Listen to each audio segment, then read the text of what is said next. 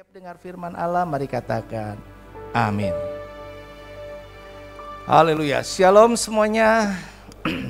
Tuhan kita dengan segala kerendahan hati, membuka hati, memberikan perhatian sungguh-sungguh. Yuk sejenak kita akan mendengarkan firman Tuhan, belajar dengan segala kerendahan hati, dan ada satu tekad untuk Tuhan mau membentuk kehidupan kita, sehingga dengan demikian kehidupan kita akan semakin serupa dengan Tuhan. Hari ini saya sampaikan firman Tuhan dengan tema hidup yang dikuasai Roh Kudus. Hidup yang dikuasai Roh Kudus. Sampai saat sekarang ini hidup kita, siapa yang menguasainya?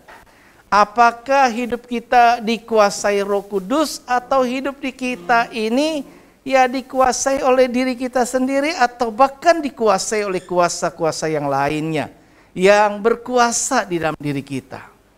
Nah, hari ini saya mengajak saya dan saudara agar memberi hidup diri kita dikuasai Roh Kudus. Dengan demikian kehidupan kita akan terus dibentuk, diarahkan, disempurnakan menjadi pribadi yang berkenan di hadapan Allah. Mari kita akan membaca firman Tuhan di dalam Galatia pasal yang kelima ayat yang ke-25. Satu ayat ini yang akan kita baca bersama-sama. Galatia pasal yang kelima ayat 25. Saya memang karakter khotbah saya pengajaran. Jadi saya enggak membawa emosi, tetapi saya ingin saudara-saudara yang mendengarkan firman Tuhan memahaminya. Mari kita baca bersama-sama ya, 2, 3. Jikalau kita hidup oleh Roh, baiklah hidup kita juga dipimpin oleh Roh. Sekali lagi, jikalau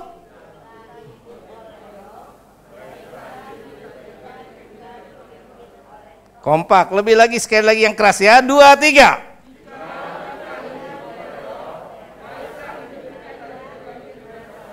Ya, konsisten. Kalau kita mau pilih hidup oleh Roh, tidak hidup oleh kedagingan, tidak hidup oleh apa yang saya mau, yuk baik katanya hidup kita ini dipimpin oleh Roh. Allah tidak pernah memaksa, karena itu Allah memberi kepada manusia kehendak bebas. Dan Allah lebih menghargai pilihan hidup kita sendiri untuk hidup menurut apa yang Tuhan mau, ketimbang menurut apa yang kita mau ataupun orang lain mau. Orang-orang yang hidupnya dikuasai Roh Kudus pasti akan berbuah. Pasti akan berbuah. Jadi jika hidup kita tidak memberikan satu buah, itu menjadi satu tanda tanya yang besar, apakah memang hidup kita sekarang ini yang kita hidupi sudah dikuasai oleh Roh Kudus, sudah dipimpin oleh Roh Kudus atau belum? Karena orang-orang yang dikuasai oleh Roh Kudus pasti berbuah.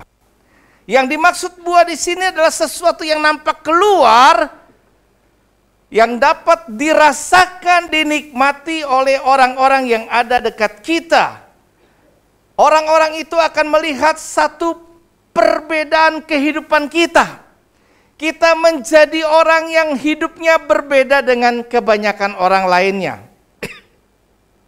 Kebanyakan orang lainnya sesuai dengan arus dunia ini, mau membawanya ke arah mana. Tetapi jikalau kita dipimpin oleh Roh, maka kehidupan kita akan berbeda, mencolok dengan yang lain. Tapi seringkali orang tidak berani berbeda. Orang lebih memilih hidup seperti kebanyakan orang lainnya pada umumnya. Kemarin saya sampaikan bagaimana seorang wanita menampilkan satu perbuatan yang sangat berbeda dengan kebanyakan orang lainnya. Ia berani membayar harga yang luar biasa, membeli minyak narwastu yang murni dan mencurahkan itu sekalipun itu adalah harga yang mahal. Orang-orang kebanyakan bahkan murid-murid yang dekat dengan Tuhan mengkritiknya, memprotesnya. Kenapa? Karena dilihat perbuatan ini tidak seperti pada umumnya. Sesuatu yang menuai kritikan, protes, dan lain sebagainya. Kehidupan saya dan saudara memang tidak mampu menyenangkan semua orang. Setiap kita mungkin ada orang yang menilainya begini, ada orang yang menilainya begitu. Tetapi yang paling penting, jikalau hidup kita dipimpin oleh Roh, hidup kita dikuasai oleh Roh, maka biarlah roh-roh itu yang melahirkan satu pola hidup yang sesuai dengan pimpinannya. Nah, pola hidup seperti apa sih ciri-cirinya yang bisa kita lihat dari orang yang hidupnya dikuasai oleh Roh Kudus? Yang pertama, yuk mari kita lihat bahwa orang-orang yang dikuasai oleh Roh Kudus kehidupannya, pasti pola hidupnya akan memiliki pikiran dan perasaan Kristus. Pikiran dan perasaan Kristus. Kalau Roh Kudus menguasai kehidupan kita, Dia akan menguasai pola pikir kita. Paradigma berpikir kita akan berubah menjadi seperti Kristus. Kita akan melihat orang lain seperti Kristus melihat orang lain. Kita akan bisa merasakan seperti Kristus merasakannya. Ketika Yesus melihat orang banyak, Dia melihat orang-orang banyak itu bagaikan tidak bergembala. Mereka berjalan semaunya, mereka hidup semaunya. Dan kemudian perasaan Yesus adalah apa? Bukan kemudian perasaannya itu atau pikirannya itu cuma kritikan-kritikan tajam. Tapi yang paling pasti di Alkitab tertulis bahwa perasaannya dipenuhi dengan belas kasihan. Kasihan bukan untuk meremehkan orang-orang seperti itu. Bukan untuk menghakimi orang-orang seperti itu. Tetapi kasihan bahwa mereka sekarang ini masih tetap hidupnya seperti nggak bergembala. Hidupnya seperti mau-maunya. Hidupnya ya seperti itu aja. Tapi kalau kita hidup seperti Kristus, maka kita akan bisa melihat apa yang Yesus lihat. Kita bisa merasakan apa yang Yesus rasakan. Dikatakan di dalam firman Allah Filipi 2 ayat yang kelima, dikatakan di sini, hendaklah kamu dalam hidupmu bersama menaruh pikiran dan perasaan yang terdapat juga dalam Kristus Yesus. Kita tidak mungkin hidup sendiri, kita pasti hidup bersama-sama. Itu sebabnya pikiran dan perasaan kita tidak bisa kita bawa cuma mau-maunya kita. Karena akan menyangkut dengan perasaan dan pikiran pendapat orang lain juga. Mari supaya kita ini bisa akur satu dengan lain. Supaya kita ini hidup damai sejahtera. Tidak kehilangan damai sejahtera satu dengan yang lainnya. Maka yang pasti jikalau semuanya mengenakan pikiran dan perasaan yang terdapat seperti Kristus, itu baik. Itu pasti baik. Tapi seringkali bukankah kalau kita pikir, lu ngerti dong perasaan gue. Pikiran lu gak seperti yang gue pikirkan. Kenapa? Masing-masing orang punya pola pikir sendiri-sendiri. Masing-masing orang punya perasaan sendiri-sendiri. Lu gak ngerti perasaan gue. Dan sebagainya. Nah, supaya sama-sama satu perasaan, satu pikiran, supaya kita bisa kerjasama, supaya kita bisa kompak, supaya kita bisa bersinergi, supaya kita bisa menghasilkan satu hal-hal yang produktif, yang baik bahkan berkenan di hadapan Allah, maka yang perlu adalah pikiran dan perasaan Kristus. Dan pikiran dan perasaan itu akan ada pada kita jikalau hidup kita dikuasai oleh Roh Kudus.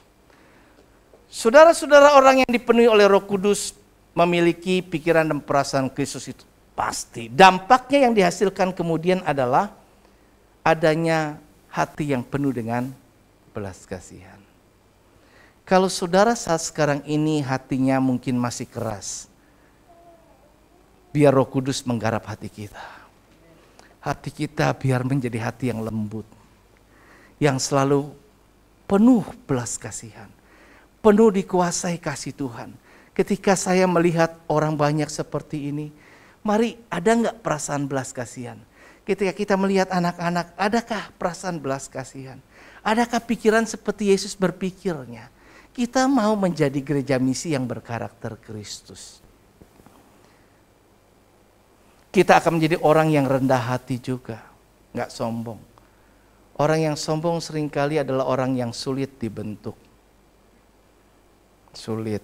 Tapi orang yang rendah hati adalah orang yang membuka hati untuk menerima baik itu kritikan, masukan, pendapat orang lain, dan tidak pernah menganggap dirinya pasti yang paling benar. Orang yang rendah hati adalah orang yang selalu bukan defensif membela diri, tapi adalah orang yang selalu monggo. Saya menyadari saya bukan sempurna. Mungkin saya bisa khilaf, mungkin saya bisa salah. Terima kasih ada orang-orang yang masih peduli dan memperhatikan saya, bahkan bersedia negur saya, bahkan bersedia mengingatkan saya. Kita butuh orang-orang yang seperti itu karena kita masih orang yang belum sempurna. Kita pernah jatuh dalam dosa. Sepeda yang pernah jatuh nggak bisa lepas. Begitu saja orang menggoes, kemudian stangnya dilepas.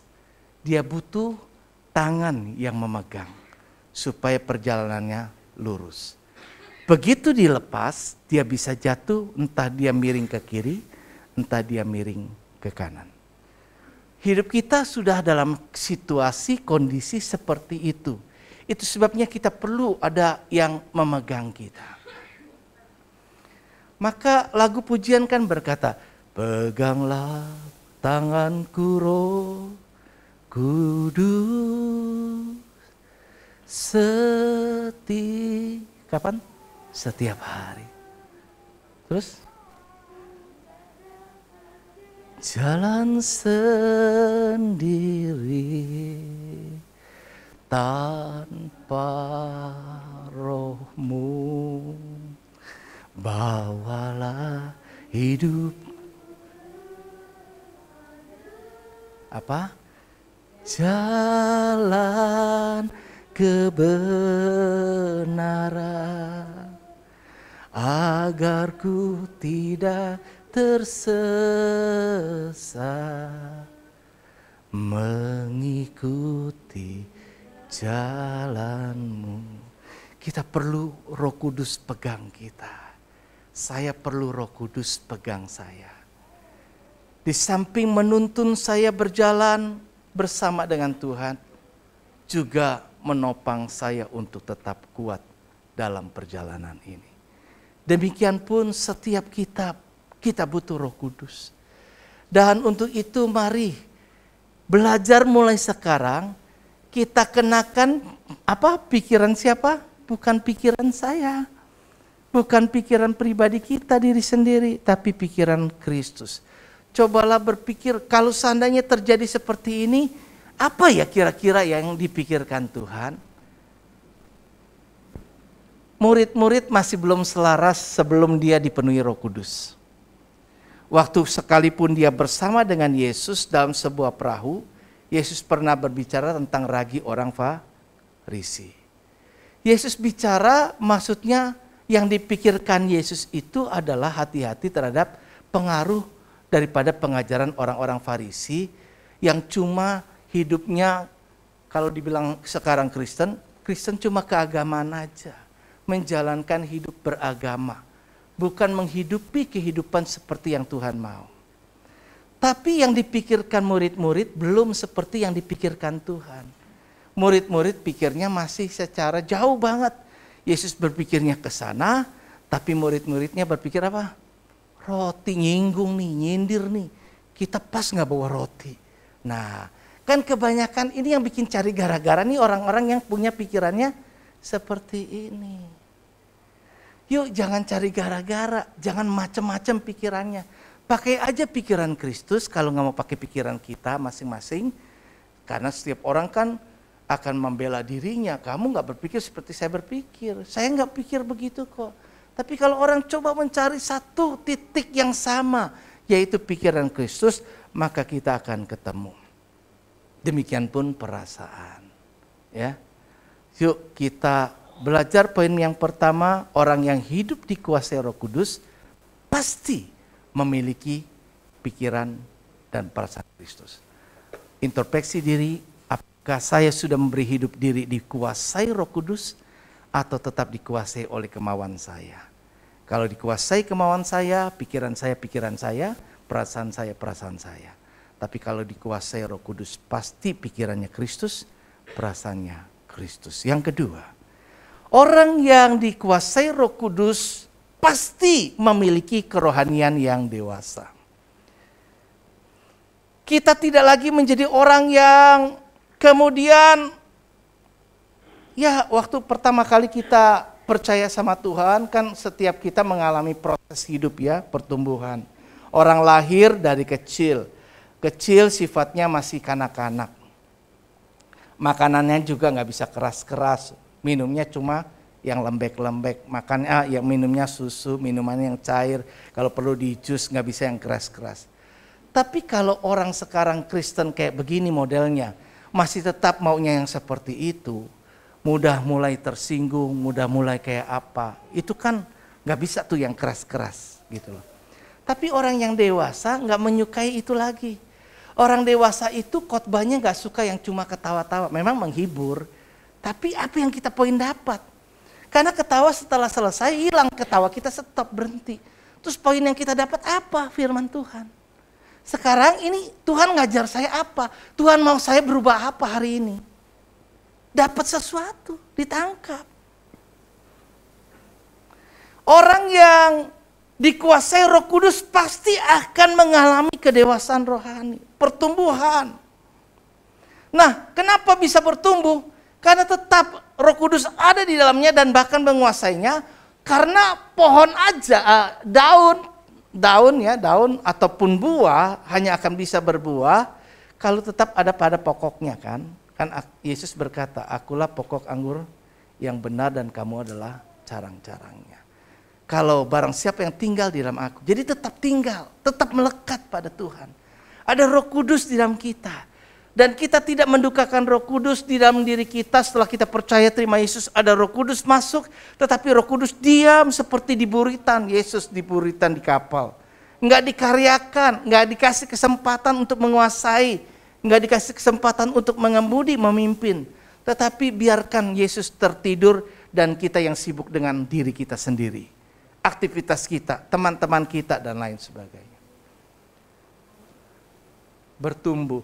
Kalau orang yang akan dewasa bertumbuh, pasti sifat-sifatnya nggak seperti kanak-kanakan. Kita tahu kan kalau sifat kanak-kanak kayak apa? 1 Korintus 13 ayat 11 dikatakan, ketika aku kanak-kanak, aku pun berkata seperti kanak-kanak. Aku merasa seperti kanak-kanak. Aku berpikir seperti kanak-kanak. Sekarang, sesudah aku menjadi dewasa, aku meninggalkan sifat kanak-kanak itu. Memang saya enggak lagi seperti fisiknya anak-anak. Memang usia pengiringan saya sama Tuhan enggak lagi cuma 1 tahun, 2 tahun, sudah 10 tahun, bahkan 20 tahun. Adakah di sini yang tahu persis kapan saudara lahir baru? Adakah di sini yang tahu persis kapan saudara dibaptis? Jangan cuma ingat tanggal lahir duniawi, tanggal lahir jasmani kita. Tapi ingatlah tanggal lahir kita di dalam Tuhan. Ketika pertama kali saya menyerahkan diri dibaptis, mengikrarkan, memproklamasikan bahwa Tuhan, aku ini percaya bahwa Yesus Kristus adalah Tuhan dan Juru Selamat pribadi saya. Karena gak cuma cukup siapa yang percaya dan dibaptis baru diselamatkan. Jadi baptisan penting. Baptisan menjadi satu pernyataan secara nyata kepada dunia dan kepada sorga bahwa saya percaya kepada Yesus. Tapi siapa yang masih ingat saya dilahirkan kembali? Patokan lahir baru memang bukan baptisan, tetapi itu menjadi patokan yang paling mudah untuk diingat. Karena barang siapa dibaptis, maka disitulah dia dilahirkan kembali. Bertumbuh di dalam kedewasaan, maka kita pun pengenalan kita akan Tuhan akan berbeda, bertumbuh. Kita nggak jadi seperti kanak-kanak lagi, nggak berkata-kata seperti kanak-kanak. Bahasa roh kita, bahasa rohani kita nggak cuma terbatas. Anak-anak kan ngomongnya terbatas, tapi orang dewasa perbendaharaan firman Tuhannya banyak. Nah, apakah perbendaharaan firman Tuhan itu banyak di dalam diri kita? Apakah firman Tuhan itu akan banyak berkata-kata di dalam diri kita? Kita ingat Tuhan berkata apa? Tuhan berkata apa? Sehingga dengan begitu, kalau ada bisikan, ada suara, ada perkataan lain, maka akan ditangkis lagi oleh perkataan firman. Seperti Yesus ketika dicobai, udah puasa lapar. Godaan pertama, ya biasa pasti iblis kan paling tahu. Kalau lapar ya digoda tentang makanan. Ya dah? Kamu berkuasa toh anak Allah, ubah tuh batu jadi roti. Karena toh kamu perlu makan kan, kamu lapar kan. Tapi Yesus karena penuh dengan perkataan firman, gak kanak-kanak bertumbuh. Dikatakan Alkitab makin hari makin bertambah-tambah hikmat dan besarnya, makin disayang Tuhan dan manusia. Maka perkataan firman keluar lagi. Manusia hidup bukan dari roti saja, tapi oleh firman Allah. Dengan begitu kita akan bisa mengalahkan segala perkataan-perkataan yang tidak sesuai dengan firman Tuhan. Nah, saudara-saudara, orang yang dikuasai Roh Kudus akan mengetahui kehendak Allah dengan baik. Apa sih yang Tuhan kehendaki? Kenapa bisa tahu? Karena dia bergaul, karena dia akan makin mengenal Tuhan. Tuhan maunya ini loh. Adakah Tuhan ingin adanya perpecahan? Tidak sama sekali. Jadi bagaimanapun juga, orang yang dikuasai Roh Kudus tidak akan pernah mau terjadinya perpecahan.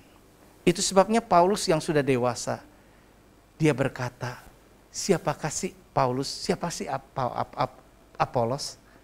Kami ini cuma menanam, yang satu menyiram. Tapi siapa yang menentukan? Tuhan, bukan aku, bukan dia. Kami ini kawan sekerja Allah. 1 Korintus 3 ayat 9. Jadi, kenapa Paulus mengatakan itu? Karena pada waktu itu di jemaat Korintus mulai terjadi kotak-kotak. Mulai terjadi grup-grup, kelompok kubu-kubu. Di dalam kehidupan dunia ini kita memiliki kepentingan. Ada orang yang sama kepentingannya menyatu. Tapi ada orang yang punya kepentingan lain yang juga menyatu. Masing-masing seperti itu. Tapi kembali yang pertama, kalau kita punya pikiran perasaan Kristus, kita akan tetap sama. Kemudian yang kedua, kalau kita dikuasai Roh Kudus pun kita akan tumbuh menjadi orang yang dewasa, ngerti loh kehendak Tuhan, bisa membedakan antara yang esensinya yang mana, yang paling pokoknya yang Tuhan mau apa, dengan yang tidak esensi. Yang ini mah bisalah, cincailah, kita bisa mengertilah, kita bisa terimalah. Kenapa? Enggak prinsip kok. Jadi kalau yang enggak prinsip jangan dipersoalkan. Hidup kita udah banyak masalah, ya. Jadi yuk belajar kita tidak pernah mau cari-cari masalah atau mempersoalkan masalah. Masalah di keluarga, masalah di pergaulan, masalah di kantor, masalah di gereja, masalah di mana saja dalam aspek hidup kita. Kenapa? Iblis itu cari masalah sama kita. Dia bikin gara-gara sama kita. Jadi biar dia yang mengejar bikin masalah, kita yang coba supaya tidak bikin masalah. Jadi jangan tambah masalah. Karena firman Allah, kalau ada masalah di antara kita saja, itu adalah sebuah kekalahan bagi kita. Kita membiarkan diri berada pada seretan, bukan Roh Kudus, tapi roh yang lain. Ya. Dalam hidupnya mereka bisa memilih yang sesuai dengan kehendak Tuhan. Pikiran mereka tertuju kepada perkara yang di atas, bukan yang di bawah. Akan mengalami perubahan dan sifat-sifat dari yang buruk menjadi sifat-sifat yang dapat dipertanggungjawabkan. Karena pada akhirnya kita menyadari, saya dan saudara, nggak lepas dari siapapun, mau jabatan apapun juga, mau ngaku siapapun juga, toh kita nanti akan menghadap tata pengadilan Kristus. Kita masing-masing akan mempertanggungjawabkan apa yang ada, ya. Dan Tuhan tahu setiap kita. Dia tahu pikiran kita, Dia tahu hati kita, Dia tahu perbuatan kita. Yuk mari kita belajar Yang kedua, bertumbuhlah dewasa. Karena dengan dewasa, maka kita akan nantinya menjadi mempelai Kristus. Kristus tidak akan pernah menjadikan kita mempelainya kalau kita tetap kanak-kanak. Nggak ada orang yang mau menikah dengan anak-anak. Tapi orang akan menikahkan pasangannya yang sudah dewasa. Jadi dewasalah dalam Tuhan karena kita pengantinnya Kristus. Yang terakhir, saudara, orang yang dikuasai Roh Kudus memiliki karakter unggul. Galatia pasal 5 ayat 22 dan 23 berkata begini. Tetapi buah roh ialah kasih, sukacita, damai sejahtera, kesabaran, kemurahan, kebaikan, kesetiaan, kelemah lembutan, penguasaan diri. Tidak ada hukum yang menentang hal-hal ini. Kalau Roh Kudus melahirkan buah-buah seperti ini, tidak ada pertentangan apapun juga yang akan membantah hal ini. Nah, yang keluar dalam hidup kita kalau dipimpin Roh Kudus ini loh buah-buahnya. Ini loh karakter kita yang diperbarui. Ini loh kehidupan kita yang sekarang. Kita penuh dengan kasih. Hidup kita penuh dengan sukacita. Hidup kita ada damai sejahtera. Bukan enggak sejahtera. Hidup kita menjadi orang yang sabar. Hidup kita menjadi orang yang punya kemurahan, ya. Murah hati. Kemudian apa lagi? Orangnya baik banget, ya. Pokoknya baik banget. Kemarin ada ibadah alumni 84 SMA Negeri 1. Sebelumnya beberapa hari yang lalu saya ditelepon oleh seseorang yang memang rohaninya cukup baik dan cukup kenal baik dengan saya. Pak Paulus, kalau bisa Sabtu ini ada acara enggak? Kalau enggak ada acara, yuk gabung. Ada hamba Tuhan sama-sama alumni juga, kita ketemu, begitu. Waktu saya pikir-pikir jadwal saya apa ya Sabtu ya. Tapi walaupun agak susah buat saya coba sempatkan diri. Oke, saya bilang saya usahakan ya. Harusnya saya ke bengkel untuk serahkan mobil kemarin. Kemudian saya coba lihat lagi, ternyata di WA Group itu ada daftar yang dibatasi cuma 30 orang. Wah, begitu saya dapat telepon itu saya lihat, wah saya udah penuh 30. Bagaimana? Ditulis sudah maksimal. Ya saya diam aja deh, saya diam. Sampai hari haknya kemarin Sabtu sebelum jadwal ibadahnya saya di rumah, saya coba lagi WA. Saya nggak kebagian sih sudah di sana. Kira-kira boleh nggak ya? Saya diizinkan untuk datang, hadir, atau saya harus ikut lewat Zoom saja. Kemudian ada seorang yang baik hati. Dan memang saya kenal dia baik. Dan memang orangnya baik maksudnya. Dia bilang, datang aja Pak, datang aja. Datang saja. Jadi kebaikan hati itu akan bisa dirasakan. Kemudian saya puji, terima kasih. Dan bahkan saya bilang sebelumnya ada orang yang menyempatkan diri untuk telepon saya. Minta saya datang. Nah mungkin orang-orang seperti kita juga nyatakan kebaikan kita. Yuk perhatikan orang-orang lain. Siapa yang gak datang? Hubungin mereka. Kalau dibilang katanya, penuh gak bisa.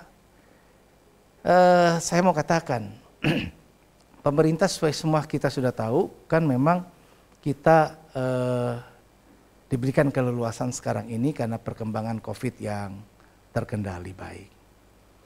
Dan kita memutuskan untuk saat sekarang ini ibadah 1 kali. Tapi ada jemaat-jemaat yang masih ada dalam waiting list. Jadi yuk masing-masing kita, saya menghargai saudara-saudara yang pada akhirnya sebelum waktu Jumat sudah penuh ternyata pendaftaran. Kemudian ada yang waiting list ya. Jadi tolong nanti bisa rekan-rekan yang lain dan Leo selaku ketua komisi umum juga diatur hati saya dan pasti hati Tuhan. Kepengen semua ibadah. Jadi usahakanlah tampung mereka. Sekarang kita masih bisa kompromi kok. Kecuali dulu kan ketika memang kita lagi tinggi. Sediakan bangku masih oke. Ya. Yang penting sekali lagi untuk di dalam ruangan pakailah masker ya. Pakai masker. Cucilah tangan, protokol kesehatan nggak kompromi tetap kita jalankan. Dan selama itu saya kira petunjuknya adalah kita tetap dalam lindungan Tuhan. Tapi kemudian tetap tunjukkan usaha kita, kemauan kita untuk memang ibadah. Pasti Tuhan kendaki. Dan terima kasih buat teman-teman yang juga antusias ikut ibadah Padang nanti hari Kamis. Bentar kita akan sampaikan tentang hal itu. Nah kembali kepada hal ini ya, yuk ubah karakter kita. Kita nggak jadi pribadi yang punya karakter lama lagi. Tapi karakter seperti Kristus. Memiliki karakter Kristus ya.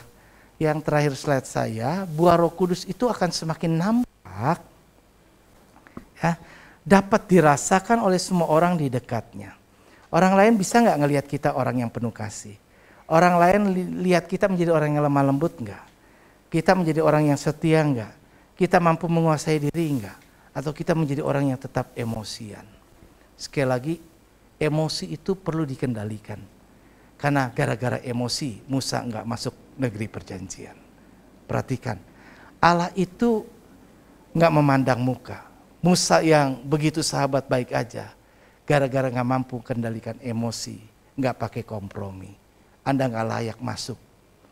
Demikian pun hidup kita. Yuk, kuasai emosi. Emosi bisa dikuasai dengan cara apa tadi?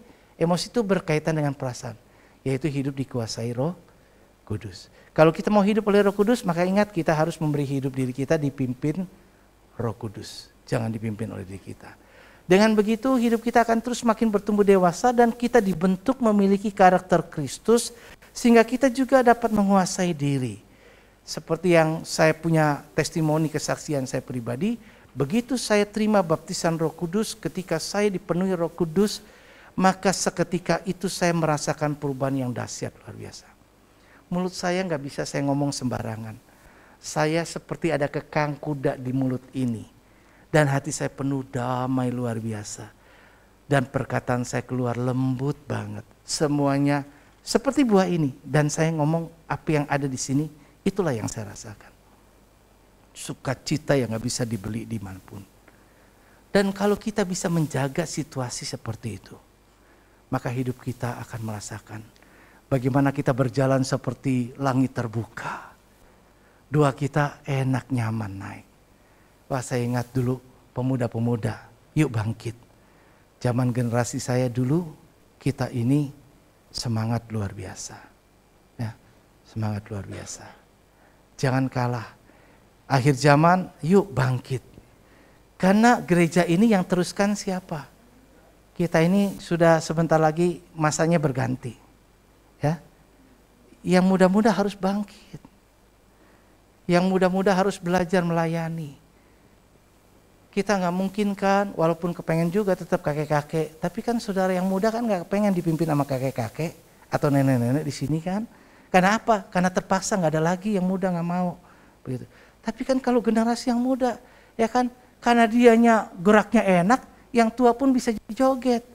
Tapi kalau yang tua kaku di sini, yang muda pun diam, terus gini, suasana akan gak enak. Tapi kalau kita enak, semuanya enak. Bukan karena kita buat-buat, tapi karena Roh Kudus ada di dalam kita. Kita akan merasakan suasana surga. Enggak nanti, tapi di sini. Bahkan kita bisa menghadirkan suasana surga di bumi. Dan orang akan terbangun rohaninya. Saudara makin sabar. Saudara akan menjadi orang yang makin tenang. Ya, penuh dengan kebaikan, kelemah lembutan, penguasaan diri. Karakter unggul ini menjadi bagian yang tidak terpisahkan dari orang-orang yang dipenuhi oleh Roh Kudus. Maukah kita menjadi orang yang demikian? Masih ingat yang pertama tadi apa? Orang yang dikuasai Roh Kudus adalah orang yang memiliki pikiran dan perasaan Kristus. Yang kedua, orang yang dikuasai Roh Kudus memiliki kedewasaan rohani. Yang ketiga, memiliki karakter unggul. Buah-buah Roh Kudus itu 9, itu yang keluar dalam kehidupan kita. Kalau itu yang ada masing-masing, wah ini udah suasana sorga. Luar biasa enak. satu dengan lain enak.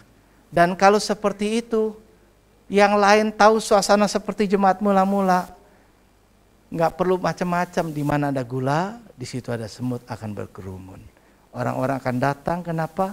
Kita akan mengalami terus pertumbuhan, bukan cuma kualitas, juga kuantitas. Dan di atas semuanya, maka Tuhan yang dipermuliakan. Amin. Mari kita bangkit berdiri.